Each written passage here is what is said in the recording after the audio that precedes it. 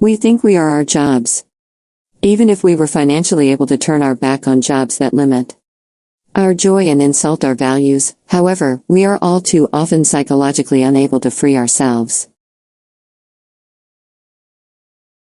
We have come to take our identity and our self-worth from our jobs. Our jobs have replaced family, neighborhood, civic affairs, church, and even mates as our primary allegiance, our primary source of love and site of self-expression. Reflect on that for yourself. Think about how you feel when you respond to that getting to know you question. What do you do with I am a?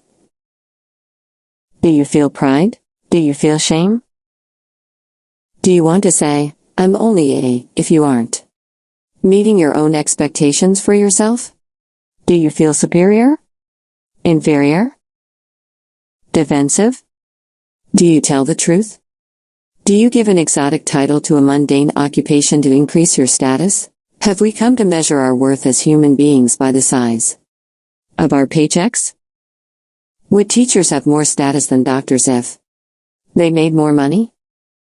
How is it that an MBA became the ticket to success with the opposite sex in the 1980s, while in earlier decades MBAs were considered boring, at best? When swapping tales at high school reunions, how do we secretly assess the success of our peers?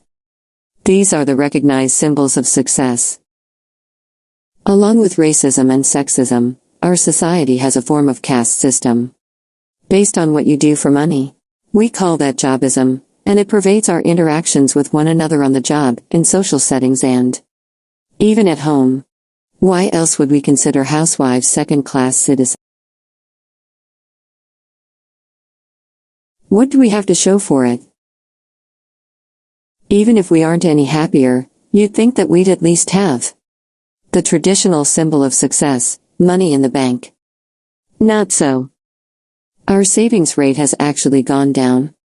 The savings rate, savings as a percent of disposable income, was 4.5% in 1990 and was as low as 4.1% in 1988, whereas in 1973 Americans saved an average of 8.6%.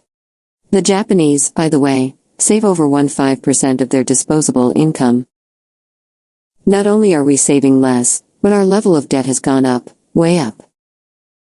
Consumer debt exceeded $735 billion in 1990, that's 42%. More than in 1985 and 146% more than in 1980. That's $3,000 for every man, woman and child in the country. Every 8 seconds a baby is welcomed into our society with a big howdy, you owe us $3,000, and that figure doesn't even count the newcomer's share of the national debt. You'd cry too. Debt is one of our main shackles. Our levels of debt and our lack of savings make the 9-to-5 routine mandatory. Between our mortgages, car financing and credit card debts, we can't afford to quit. More and more Americans are ending up living in their cars or on the streets. And we're not talking just about poor people or the mentally ill. White-collar workers are the fastest-growing category of the jobless. Layoffs are happening at an increasing rate in all sectors, from the timber industry in the Pacific Northwest to the financial industry on Wall Street. We make a dime at work so we can live it up on the weekend. Consider now the average American consumer, spending his or her hard-earned money Saturday. Take your clothes to the cleaners, your shoes to get rehealed and your car to the service station to have the tires rotated and the funny noise checked out. Go to the grocery store to buy a week's worth of food for the family and grumble at the checkout. Bet you remember when 4 sacks of groceries used to cost $50 instead of $150. Sure, you could cut costs by clipping coupons and shopping sales, but who has time? Go to the mall to buy the book everyone in your support group is reading. Emerge with 2 books, a suit, half price on sale, with shoes to match, and a new personal manager loose-leaf notebook with a zipper and calculator, all paid for with a credit card. Home. Yard work. Oops, a trip to the nursery. For pruning shears, come home with 2 flats of primroses and a lawn ornament.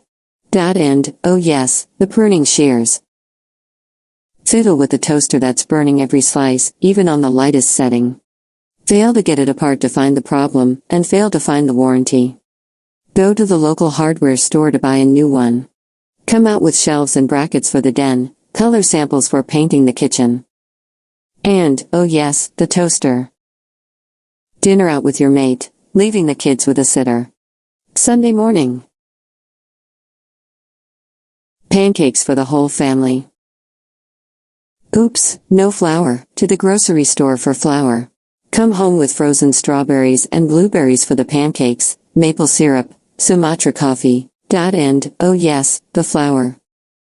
Take the family for a drive in the country. Buy gas. Drive for 2 hours.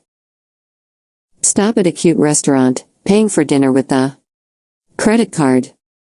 Spend the evening reading magazines, allowing the ads to float you on fantasies of the really good life available if you'd only buy a Porsche or a European vacation or a new computer or... The bottom line is that we think we work to pay the bills, but we spend more than we make on more than we need, which sends us back to work to get the money to spend to get more